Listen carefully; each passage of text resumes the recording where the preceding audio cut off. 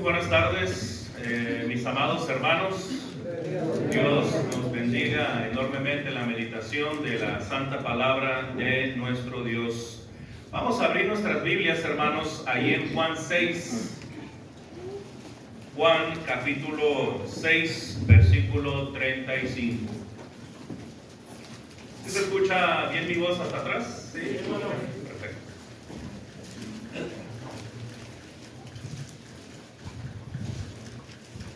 El tema general de esta campaña evangelística es Cristo, nuestra esperanza de gloria. Y los temas que los hermanos nos han encomendado están perfectamente alineados con el Evangelio de Juan, precisamente con las declaraciones cristológicas del yo soy.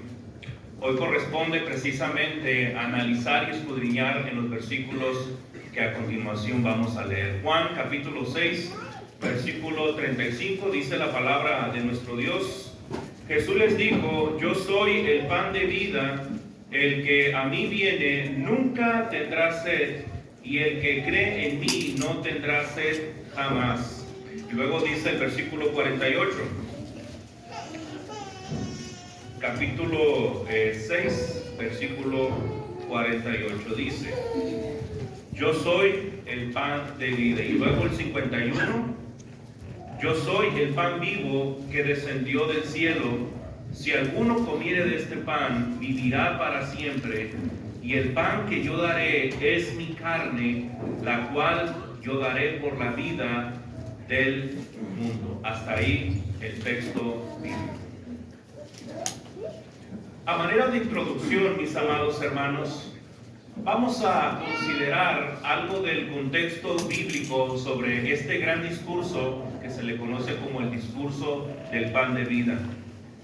Tenemos que recordar que a partir del versículo 1 podemos descubrir que nuestro Señor Jesucristo estaba precisamente en el mar de Galilea. Por eso, ahí en el versículo 2 del capítulo 6 de Juan, dice que le seguía gran multitud. Y el mismo Juan nos va a revelar la razón de este seguimiento. Ya en esta etapa del ministerio del Señor, estaba en su pico más alto el ministerio terrenal del Maestro. Pero ese versículo 2 nos va a decir también por qué la gente le estaba siguiendo. Mire lo que dice el versículo 2 también: porque veían las señales que hacía en los enfermos, dice. La gente que estaba siguiendo al Señor, que dice particularmente eran grandes multitudes.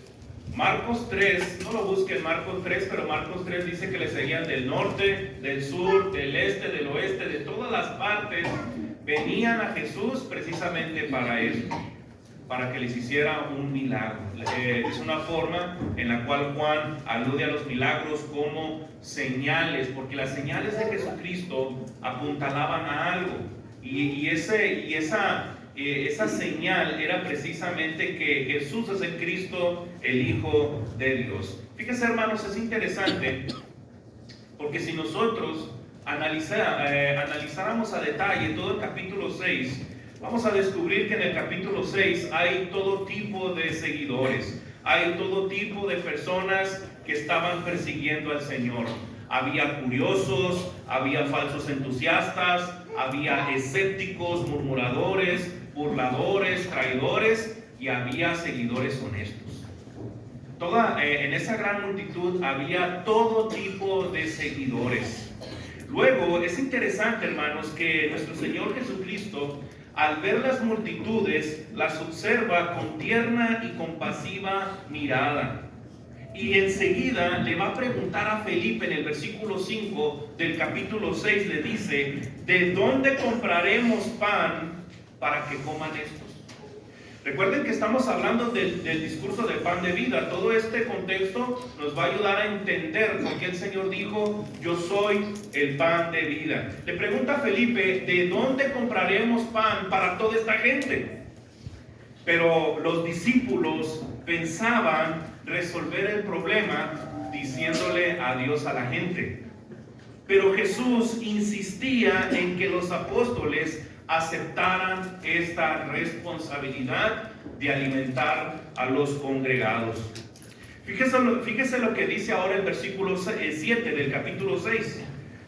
Juan capítulo 6, versículo 7 dice: Felipe le respondió: 200 denarios de pan no bastarían para que cada uno de ellos tomase un poco. Me encanta cómo William Hendrickson comenta lo siguiente sobre este versículo. Felipe contempla la enorme multitud e inmediatamente empieza a calcular, olvidando completamente que el poder de Jesús sobrepasa todo cálculo. Se le había olvidado quién estaba con él. Estaba pensando de forma mundana. Bueno, en realidad estaba haciendo las cuentas y es apropiado hacer eso. Pero al lado de él estaba el creador de todo el universo. En el contexto paralelo de Mateo, Jesús pregunta y ordena: ¿cuántos panes tenéis? Ir a verlo. Pero solamente un muchacho entre la gran multitud tenía 5 panes de cebada. La cebada era particularmente el alimento de los pobres, y 2 pececillos que eran prácticamente como unas sardinas. Enseguida, hermanos, va a venir lo que se le conoce como las matemáticas de un milagro, es decir, la multiplicación de los panes y los pececillos. Pero antes el Señor los hizo recostar en pastos verdes. Esto nos recuerda lo que dice el Salmo 23:2, el cual dice: en lugares de delicados pastos me hará descansar. Entonces, hermanos, dice el versículo 10 del capítulo 6 que las multitudes se recostaron como en número de 5,000 varones.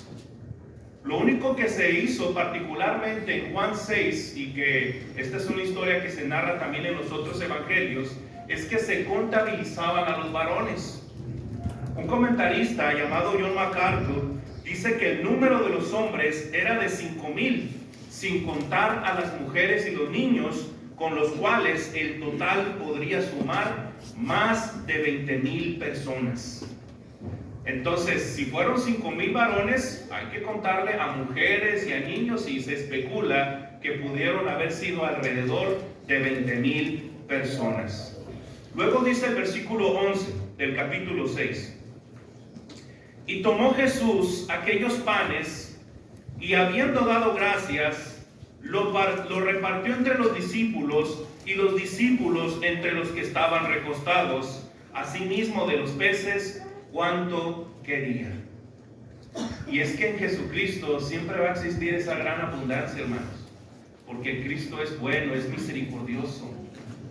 En consecuencia, la gente quedó tan satisfecha que empezó a decir en el versículo 14: este verdaderamente es el profeta que habría de venir en el mundo. Esto prácticamente, hermanos, es una correlación que tiene que ver con Deuteronomio capítulo 18, versículos 15 al 18. Pero el Señor, al observar esto, al entender esto, va a hacer algo muy extraño. Mire lo que dice el versículo 15: pero entendiendo Jesús que iban a venir para apoderarse de él y hacerle rey, volvió a retirarse al monte solo. Porque es espléndido, ¿no? Tener una persona que te resuelva todos tus problemas, que si tienes alguna enfermedad que te sane, que si tienes hambre que te saque el pan, que te saque el alimento y que te puedas nutrir, que te puedas alimentar. Es maravilloso tener una persona así. Pero el propósito de Jesús era otro. El propósito de Jesús no solamente era llenar las barrigas de las personas. Hermanos, es interesante todo esto que estamos diciendo, porque después de la alimentación de los 5,000, ahí en Juan capítulo 6, versículos 16 al 21, se nos narra el portentoso evento de cuando Jesús caminó sobre el mar. Luego, en los versículos 22 al 24, vemos a la gente que busca desesperada e incesantemente al Señor. Y aquí, hermanos, es a partir de aquí, de lo que estamos diciendo, que se inaugura el discurso del pan de vida. Fue en este contexto que fue dicho. Por eso, hermanos, en esta tarde yo quiero compartir con todos ustedes el presente tema. Cristo, el pan de vida. Cristo, el pan de vida. Hay, en esta historia, hermanos, hay 5 cosas que nosotros tenemos que destacar. 5 cositas de lo que vamos a decir a continuación. La primera cosa que queremos enfatizar es el tema de la comida de vida eterna. La comida de vida eterna. ¿Qué es eso? ¿Cómo se come? ¿Cómo se consigue? Es importante de todos, si estamos hablando de Cristo, nuestra esperanza de gloria, y dijimos que la gloria del cristiano tiene que ver en Jesucristo, pero también tiene que ver con su glorificación final, que es la vida eterna. Pero para poder hacer eso, nosotros en el aspecto espiritual necesitamos alimentarnos, necesitamos fortalecernos, robustecernos espiritualmente. Necesitamos de esa comida de vida eterna. Vamos a leer los versículos 26 y 27, hermanos. Nos vamos a ir deteniendo en algunas cosas para explicar.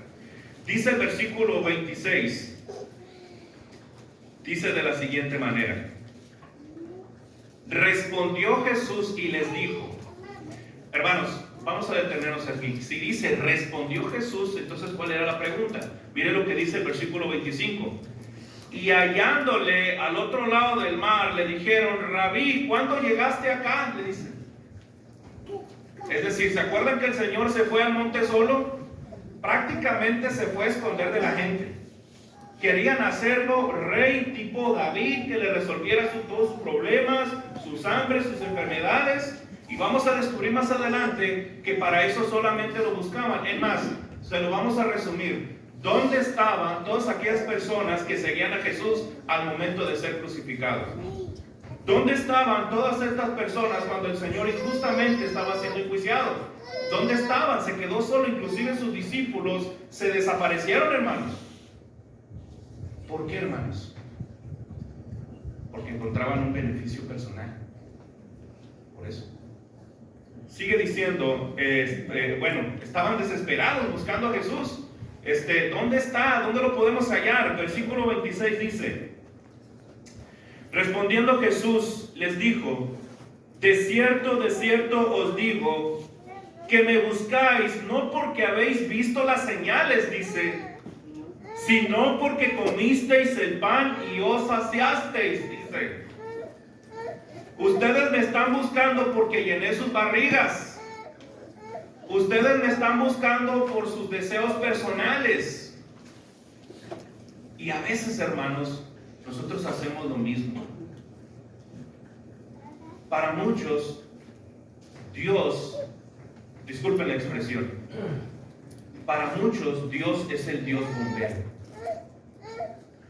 Mientras las cosas están bien, no le buscan, no le interesa, no van con él, no le oran, no consideran ir a su casa.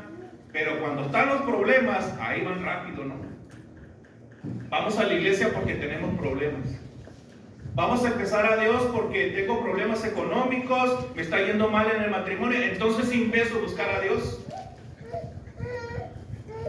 Hermanos, tristemente, muchos problemas a veces nos acercan a Dios.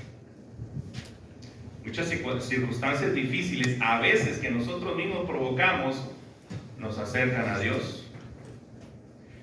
Podríamos decir entonces, benditos problemas que nos acercan a Dios.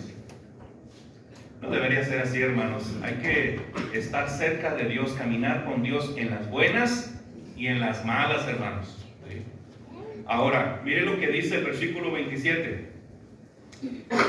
Trabajad, dice, no por la comida que perece, sino por la comida que a vida eterna permanece, la cual el Hijo del Hombre os dará, porque a este señaló Dios el Padre. Hermanos, es interesante esa palabra, trabajad.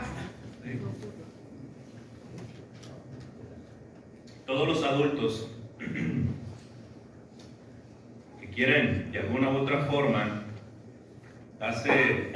alimentarse, hermanos, uno dice que uno trabaja precisamente para la tortilla y la sal, trabaja para la papa, dicen algunos.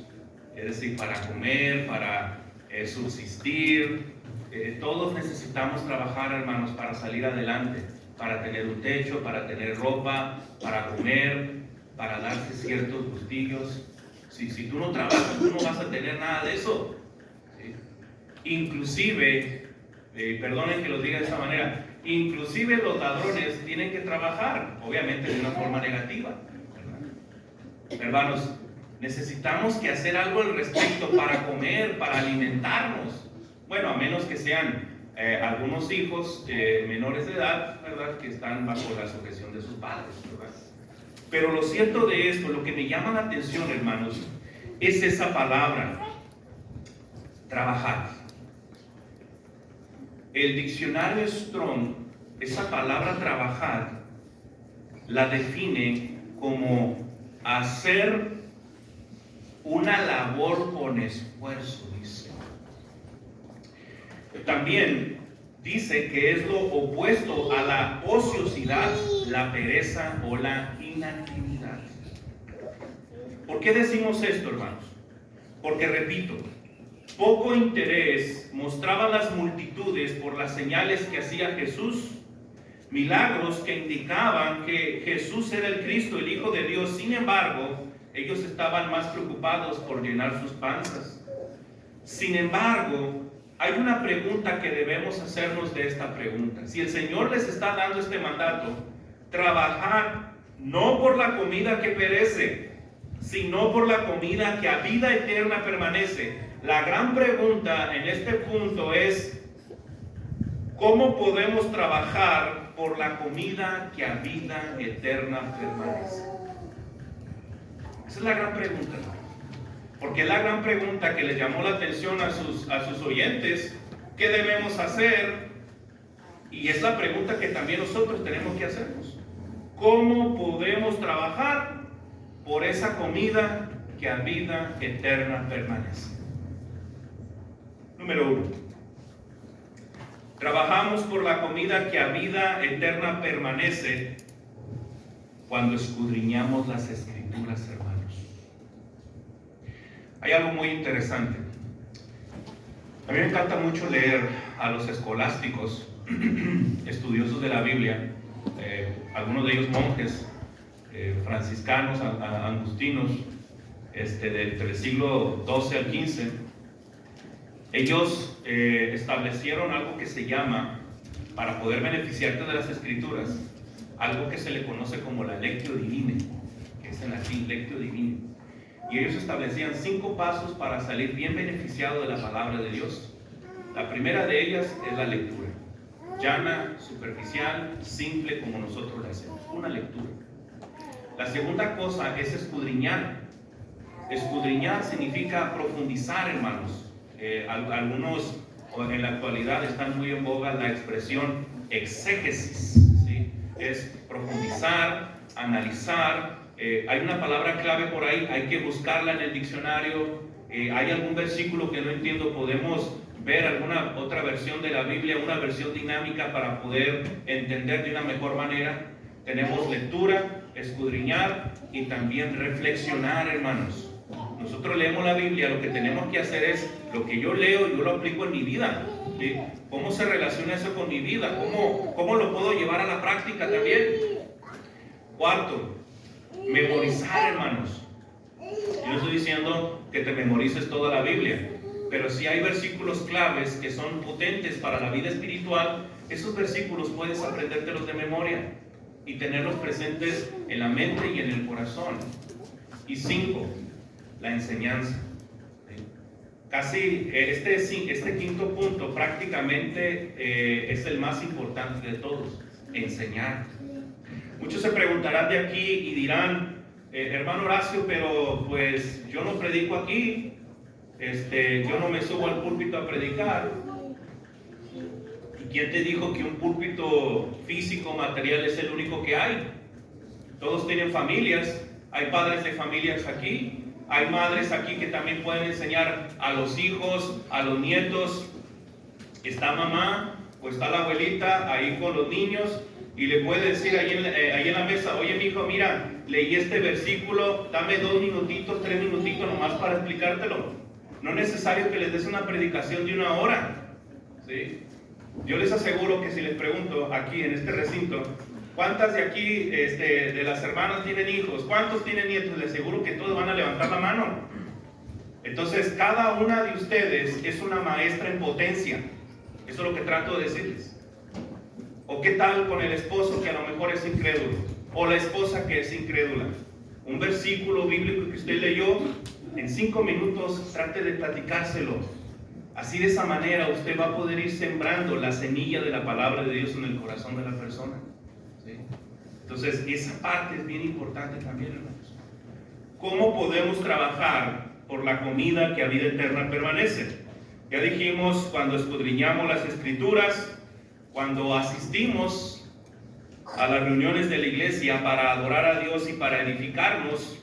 Tercero, también cuando meditamos en las Escrituras, entre otras cosas que nosotros podríamos decir. También una de las cosas que podíamos hacer, hermanos, también para estar alimentándonos de esa comida que a vida eterna permanece, es también por medio de la oración, por medio de la santificación constante que debemos hacer, por la práctica del amor entre nosotros, de hacer ese esfuerzo de amarnos, hermanos, de trabajar en la iglesia, de participar en todas las actividades. Hoy han tenido una campaña evangelística muy hermosa, pero también los jóvenes tuvieron una actividad muy interesante con los muchachos, hicieron gran trabajo los jóvenes de la alianza.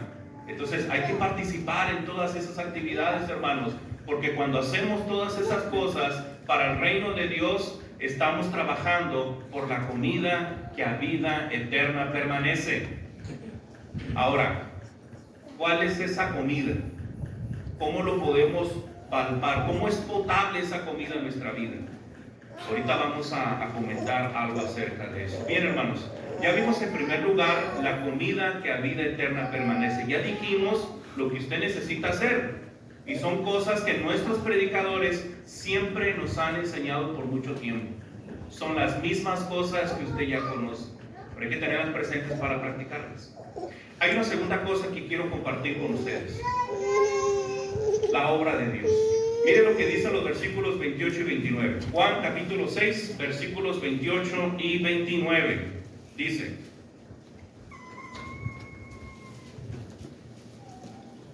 entonces le dijeron, ¿qué debemos hacer para poner en práctica la obra de Dios? Fíjense, hermanos, ahorita leemos el 20 y el 29. Comer la comida que a vida eterna permanece significa hacer la obra de Dios, llevarla a cabo, lo cual me hace pensar también en el tema del evangelismo. Entonces, es una pregunta interesante, hermanos, pero ahorita voy a mencionar algo más. Respondió Jesús en el versículo 29 y les dijo: esta es la obra de Dios, que creáis en el que Él ha enviado, dice. Fíjese que en el versículo 28, la frase poner en práctica es una sola palabra griega, que es la misma palabra griega para trabajar del versículo 27. Es la misma base etimológica. Ahora, para poner en práctica la obra de Dios, necesitamos hacer algo muy básico: creer. Y uno podría decir, pues yo ya creo, entonces ya estoy haciendo la obra de Dios. Ahorita vamos a ver si es cierto eso. Para poner en práctica la obra de Dios necesitamos hacer algo: creer en Jesucristo. ¿Sí? Ahora,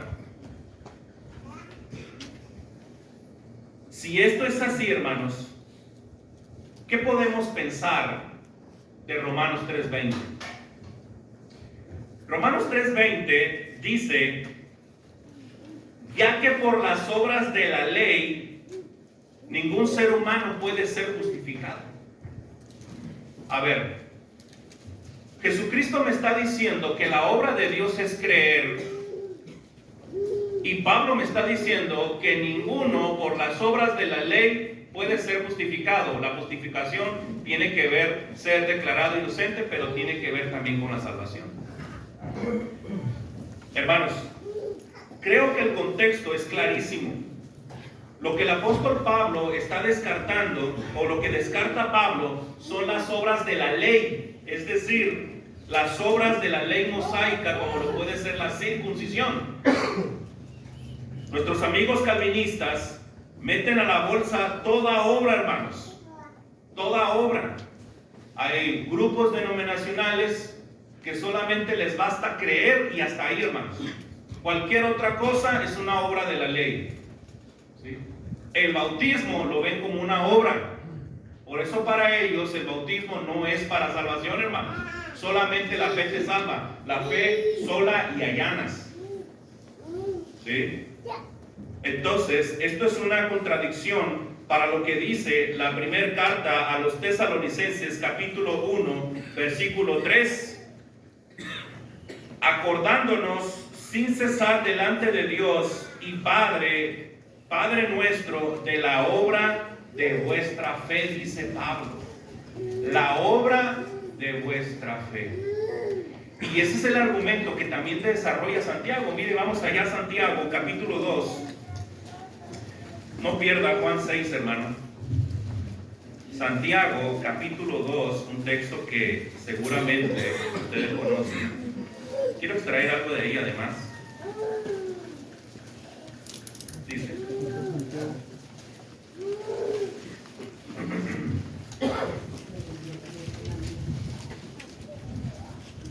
Santiago, capítulo 2.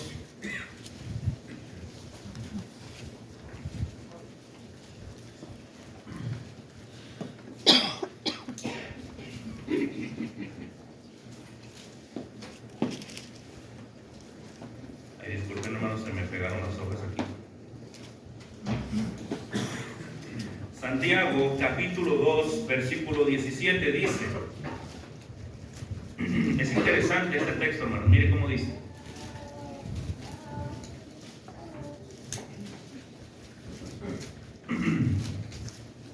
Así que la fe, dice Santiago, si no tiene obras, es muerta en sí misma. Versículo 18. Pero alguno dirá: tú tienes fe y yo tengo obras. Muéstrame tu fe sin tus obras, y yo te mostraré mi fe por mis obras. ¿Tú crees que Dios es uno? Bien haces. También los demonios creen y tiemblan, dice. Y vamos a detenernos un poquito aquí. Este versículo 19 se le conoce como la teología de los demonios. Dice Santiago: ¿tú crees que Dios es uno? Excelente. Te aplaudo. Está muy bien que creas que Dios es Dios, pero también recuerda que los demonios creen y tiemblan. Se le llama la teología de los demonios, hermanos, porque hay personas que creen que solamente basta creer, solamente. Yo les comento, hermanos, si nosotros salimos en este momento de este recinto, vamos calle por calle, le preguntamos a las personas, les tocamos a su puerta y les decimos: ¿usted cree en Dios? ¿Qué cree que nos va a decir? Que sí. Sí, yo creo. Es más, le preguntamos: ¿usted cree que Jesucristo murió en la cruz del Calvario? Tal vez. ¿Y a usted no le gustaría venir a visitarnos a la iglesia? ¿No le gustaría bautizarse? ¿Por qué, hermanos? ¿Por qué ponen esa resistencia? Porque muchas personas creen que solamente creer de manera interna y subjetiva es suficiente para ser salvo. Y no es así. La fe tiene que llevarnos a obedecer, hermanos, a una obediencia a la fe, porque no solamente es un creer interno, esa fe también te tiene que llevar a hacer algo al respecto y tiene que ver precisamente no solamente con guardar los mandamientos. Bueno, el bautismo es una obediencia también precisamente al Evangelio. ¿Sí?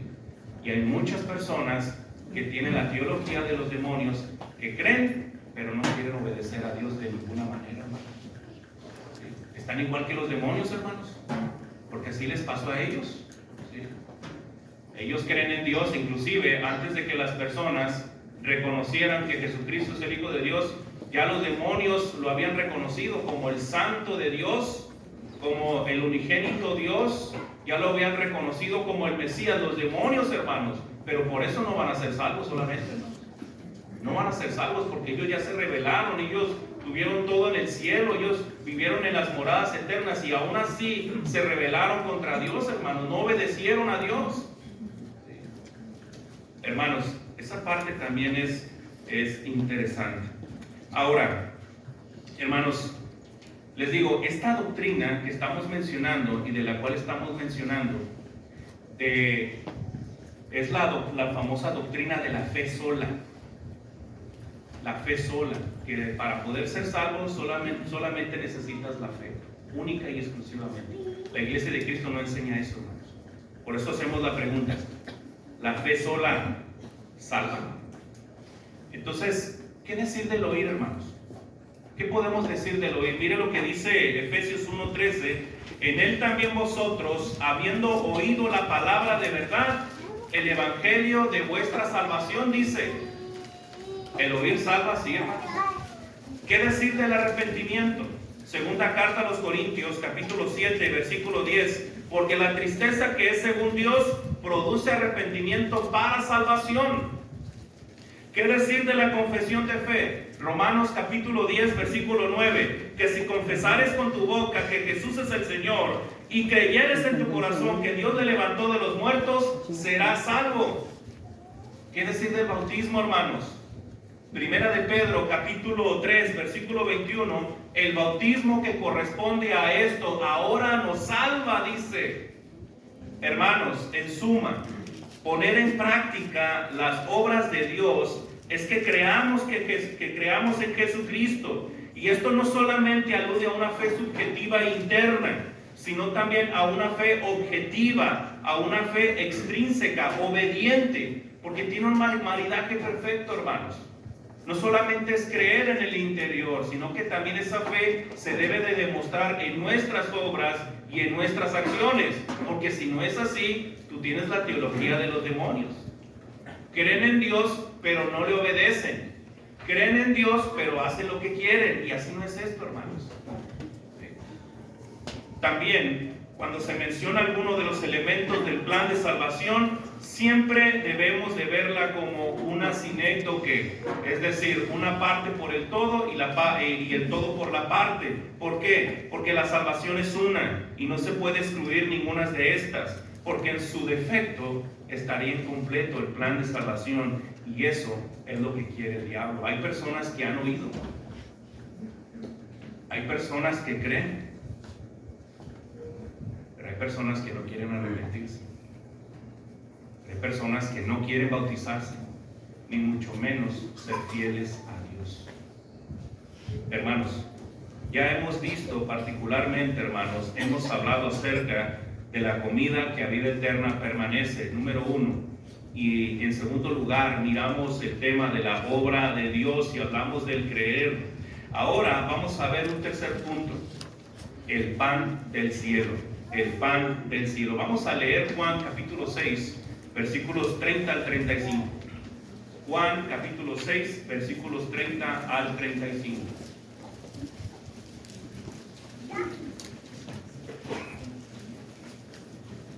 Dice: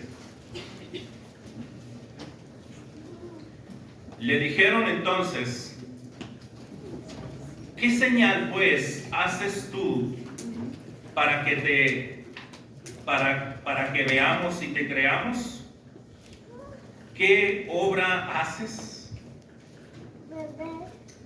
Hermanos, es increíble la ceguedad de estas personas. No hace unas horas el Señor había convertido, o mejor dicho, había multiplicado los panes y los pececillos. No había ya en su ministerio, había sanado a cantidad de personas, inválidos, ciegos. No había hecho ya cantidad de milagros el Señor. Y le preguntan, ¿qué obra haces? Como dice el Señor, la generación mala y adúltera demanda señal, pero señal no le será dada, porque no ven, hermanos, no ven la mano de Dios obrar.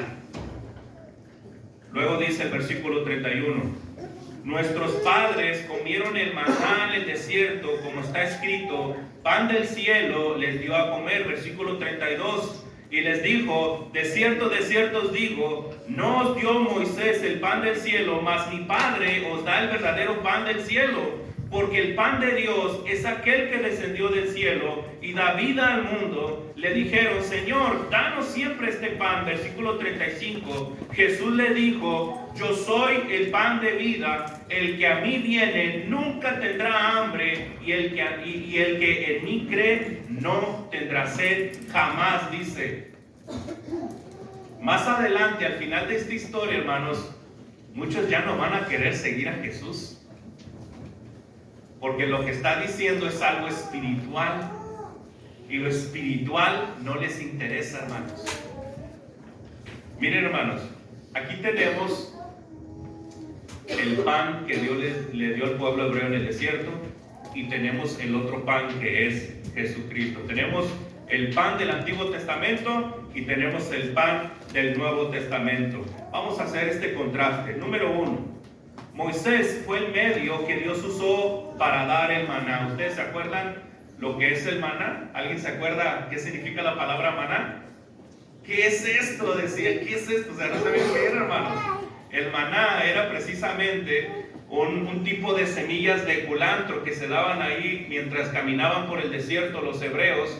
Esas las recogían, hermanos, y lo podían ya sea moler, y bueno, si fuera en México, no hubieran molido esas semillas y hubieran hecho tortillitas de culantro, ¿no? Pero no, hermanos, ellos hacían una especie de hogaza de pan. También dice ahí en Éxodo, hermanos, dice que esas semillas de culantro, ¿verdad?, tenían un sabor de hojuelas de maíz con miel, ¿verdad? Entonces, al parecer, lo vertían con agua y se lo comían como avena. Podría ser así, más o menos, ¿verdad? O lo molían y hacían una hogaza de pan para alimentarse en las mañanas, porque en las tardes Dios les mandaba codornices, ¿no?, mientras estaban en el desierto.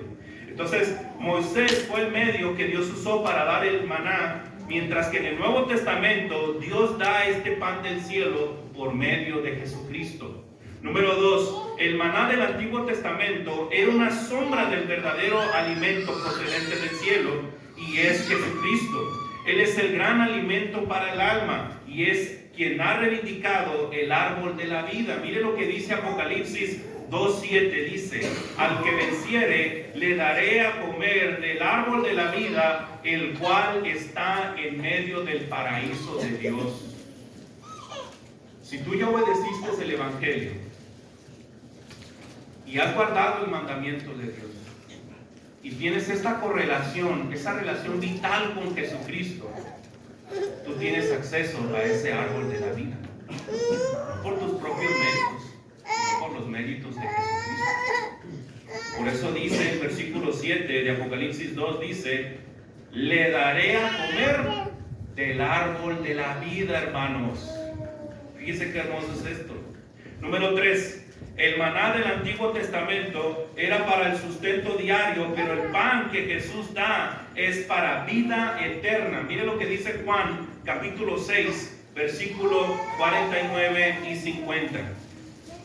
Juan, capítulo 6, versículo 49 y 50 dice, vuestros padres comieron el maná en el desierto y murieron, dice Jesús. Este es el pan que descendió del cielo, para que el que de él coma no muera, dice. Versículo 58. Este es el pan que descendió del cielo, no como vuestros padres comieron el maná y murieron. El que come de este pan vivirá eternamente. Porque muchos, hermanos, en el Antiguo Testamento murieron independientemente que tenían este pan, este maná. El pan que se nos ofrece en el Nuevo Testamento es para vida eterna en Cristo Jesús. Número 4. El maná del Antiguo Testamento era un alimento literal, hermanos. Pero el maná de Jesús es un alimento espiritual. Mire lo que dice el versículo 63. Juan 6:63 dice: el espíritu es el que da vida, la carne para nada aprovecha. Las palabras que yo os he hablado son espíritu y son vida. Así que, hermanos, el discurso del pan de vida debe de ser entendido espiritualmente, hermanos. Los católicos, cuando llegan a Juan 6, entienden Juan 6 como algo literal, y de ahí surge una de sus doctrinas o de sus liturgias llamada la transustanciación, en el cual esa hostia se convierte en la carne de Cristo y ese vino se convierte literalmente en la sangre de Jesús, siendo que la misma palabra de Dios condena el tomar sangre, ¿no? Ahora, vamos a los versículos 37 al 40.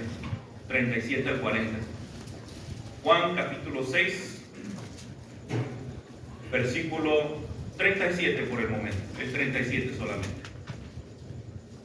Dice: todo lo que el Padre me da vendrá a mí, y al que a mí viene no le echo fuera.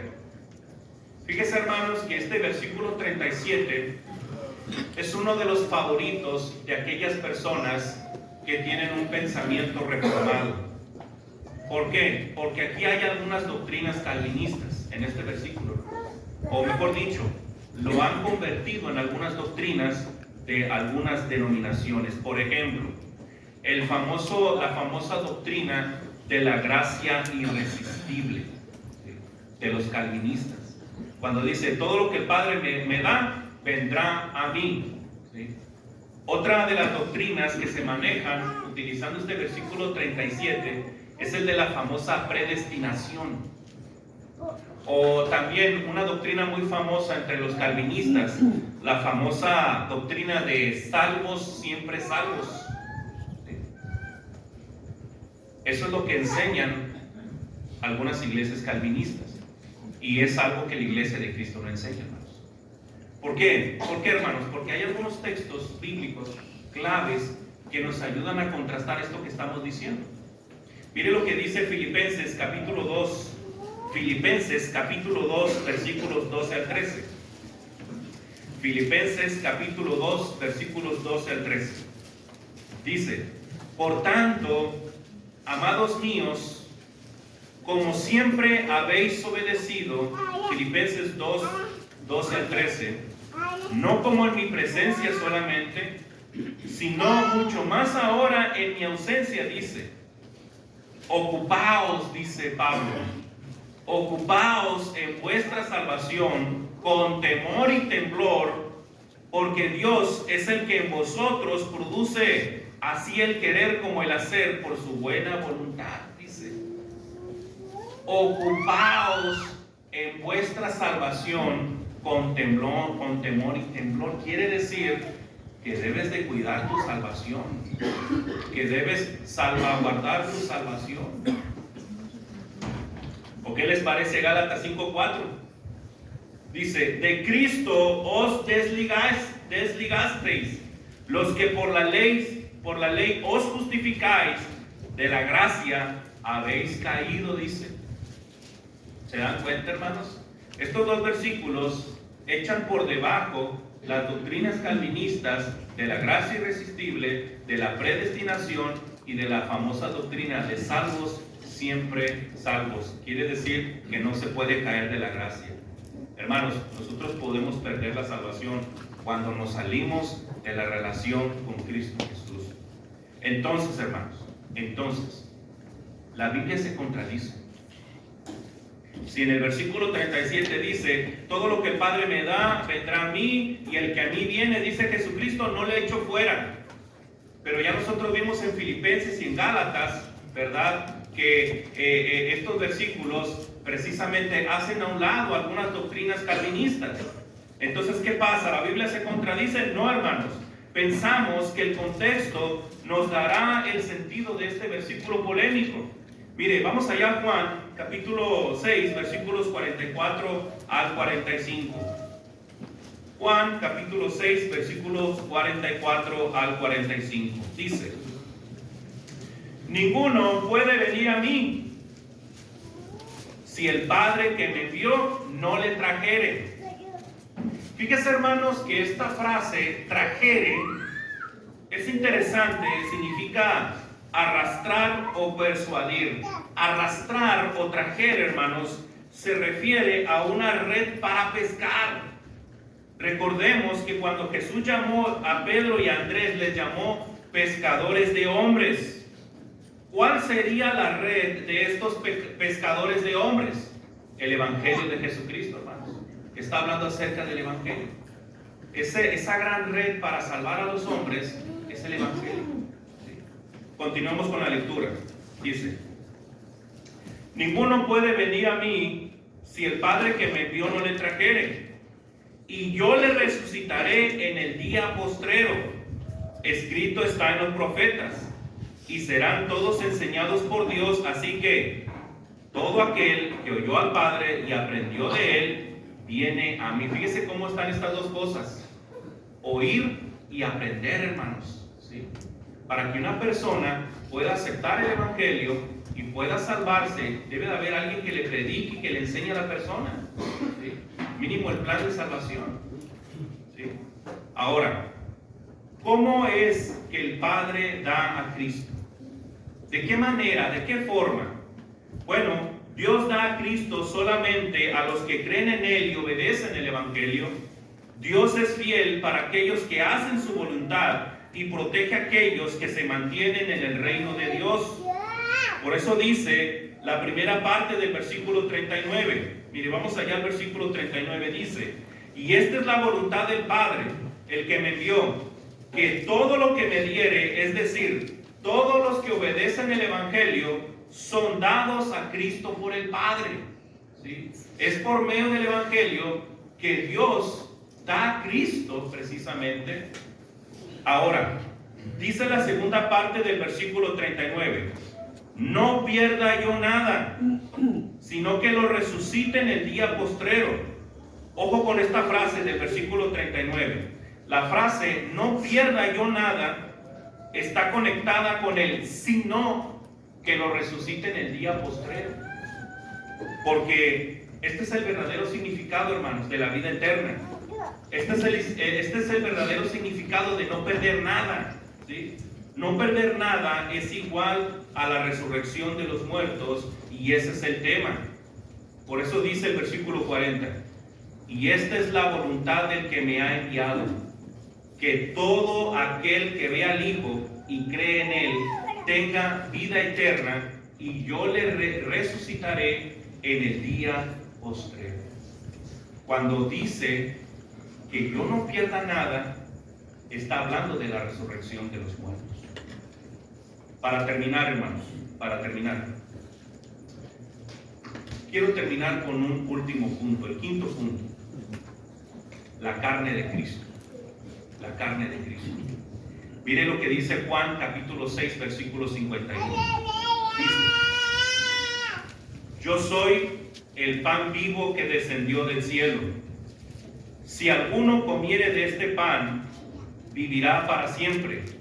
Y el pan que yo daré es mi carne, la cual yo daré por la vida del mundo. Fíjese que en Juan 6 nosotros encontramos en 18 ocasiones la expresión pan. Y esta expresión, hermanos, alude al alimento en general, tanto a comida como a bebida. En la cultura judía, hermanos, las enseñanzas del rabí eran comida y eran bebida para sus discípulos. Esta parte es bien importante, hermanos. El versículo 59 dice que este discurso fue dado en la sinagoga de Capernaum, ¿sí? Continuando, hermanos, leímos el versículo 51. Continuando con el versículo 51 dice: y el pan que yo daré es mi carne, la cual yo daré por la vida del mundo. Miren, aquí vamos a atar algunos cabos sueltos que dejamos en el estudio. El pan que descendió del cielo es Jesucristo, no hay dudas acerca de esto. Ahora, este pan es su carne, el cuerpo que fue clavado en la cruz del Calvario. El pan es carne, y la carne, hermanos, es la doctrina del Evangelio de Jesucristo: muerte, sepultura, resurrección y glorificación de Jesucristo. Esto, hermanos, es la doctrina de Cristo en su estado puro. Luego, dice los versículos 52 al 53, dice: entonces los judíos contendían entre sí diciendo: ¿cómo puede éste darnos a comer su carne? Jesús les dijo: de cierto os digo, si no coméis la carne del Hijo del Hombre y bebéis su sangre, no tenéis vida en vosotros. Hermanos, considero que este versículo es clave. Participar o no participar de la carne y la sangre de Jesús, ese es el gran dilema de la vida eterna. La gran pregunta que debemos hacernos, hermanos, es: ¿este versículo habla de la Santa Cena del Señor? Esa es la gran pregunta. Y la respuesta que puedo dar al respecto es: no primariamente. No primariamente. Pero tampoco la excluye por las implicaciones de la misma. Porque la Santa Cena del Señor es una comunión que tenemos con Jesucristo. La Santa Cena del Señor es un mandato y es doctrina también. Ahora, el tema de comer la carne del Hijo y beber su sangre alude a las doctrinas generales de Cristo. Está hablando de las doctrinas. La carne y la sangre se refieren a las enseñanzas del Maestro que nosotros tenemos que estar comiendo y bebiendo de manera constante. Esta doctrina que también fue enseñada por los apóstoles, la cual tiene varias vertientes, hermanos. Hay varias doctrinas de Cristo. El tema de la deidad, el tema de la salvación, el tema de la adoración, la vida cristiana, la iglesia, la Santa Cena del Señor. Todos estos, hermanos, son temas doctrinales. Bien lo dijo el apóstol Juan: cualquiera que se extravía y no persevera en la doctrina de Cristo, no tiene a Dios, hermanos. Comer el pan y beber la sangre habla primariamente de degustar las doctrinas bíblicas, las doctrinas de Cristo. Y dentro de ello está la doctrina de la Santa Cena, está la que es mandato y también comunión con Jesucristo. Pero primariamente habla acerca de una cuestión de enseñanza y doctrina bíblica. Para terminar, hermanos, en conclusión, hemos visto el tema Cristo, el pan de vida, y miramos 5 cosas, hermanos. En primer lugar, consideramos la comida de vida eterna, en el cual debemos de trabajar. ¿Cómo, hermanos? Leyendo la Biblia, escudriñando las Escrituras, asistiendo a la iglesia, no dejando de orar, participar en las actividades congregacionales. En segundo lugar, consideramos la obra de Dios, el cual es creer, es decir, la fe. Y nos preguntamos: ¿somos salvos solamente por la fe? Dice Romanos 10:17 que la fe es por el oír y el oír por la palabra de Dios. Creemos que la fe, hermanos, la iglesia de Cristo cree que es indispensable para la salvación. Y es la fe la que te llevará a arrepentirte, es la fe la que te llevará a confesar que Jesucristo es el Hijo de Dios, es la fe la que te lleva a bautizarte, es la fe necesaria para vivir una vida de fidelidad hasta la muerte o hasta la segunda venida de nuestro amado y bendito Señor Jesucristo. En tercer lugar, consideramos el pan del cielo, el cual es Jesucristo. Sin lugar a dudas, el Señor es verdadera comida y verdadera bebida. Gracias al Señor, el árbol de la vida ha sido restaurado. En cuarto lugar, consideramos la vida eterna.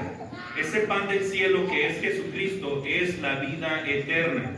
este alimento espiritual, hermanos, es infinitamente mejor que el pan literal. Cuando las multitudes, hermanos, escucharon esto, las grandes multitudes que le seguían, cuando escucharon esto, ¿sí?, su decepción fue muy grande, hermanos. Ellos no querían ese alimento espiritual. Por eso dice, versículo 60 dice, al oírlas, muchos de sus discípulos dijeron, dura es esta palabra, ¿quién la puede oír?, dice. Sabiendo Jesús en sí mismo que sus discípulos murmuraban de esto, les dijo, ¿esto les ofende? Desde entonces, versículo 66, desde entonces, muchos de sus discípulos volvieron atrás y ya no andaban con él, dice. ¿No les gustó la enseñanza del pan de vida, hermanos? Ellos querían su panecito, sus sardinas, sus pececitos. Ellos no querían doctrina. Ellos no querían enseñanza. Ellos querían llenar solamente sus panzas. Aunque parezca increíble, hermanos, hay quienes rechazan el maravilloso don de Jesucristo, que es la vida eterna, y se les hace difícil creer, hermanos, porque son duros de corazón. Quinto, consideramos la carne de Cristo, y esta la constituye su enseñanza, su santo evangelio y la doctrina enseñada por los apóstoles. Por eso el Señor dijo en Mateo 4:4, no solamente de pan vivirá el hombre, sino de toda palabra que sale de la boca de Dios. Quiero concluir con las palabras del Señor en el Sermón del Monte en Mateo 5:6. Bienaventurados los que tienen hambre y sed de justicia, porque ellos serán saciados. Y la forma de ser saciados, hermanos, en el alma y en el corazón, eso solamente lo puede hacer nuestro Señor Jesucristo. Entonces, hermanos, vamos a ponernos de pie, hermanos. Si hay algún invitado en esta tarde, en esta noche, hermanos, que haya entendido el Evangelio y que cree en Jesucristo, ¿verdad? Hay un gran paso que tú necesitas hacer, lo que corresponde, y es arrepentirte de tus pecados, confesar que Jesús es el Hijo de Dios y bautizarte, identificarte con su muerte, sepultura y resurrección. Aquí en el bautisterio hay agua, y si hay alguien que verdaderamente quiere degustar de este pan y de esta bebida que es Jesucristo, su doctrina, su enseñanza, hoy es un buen día para empezar la carrera cristiana. Así que la invitación está extendida mientras entona el himno de invitación. Adelante. Dios lo bendiga, hermanos. La área de canto espiritual número 133, con voz benigna.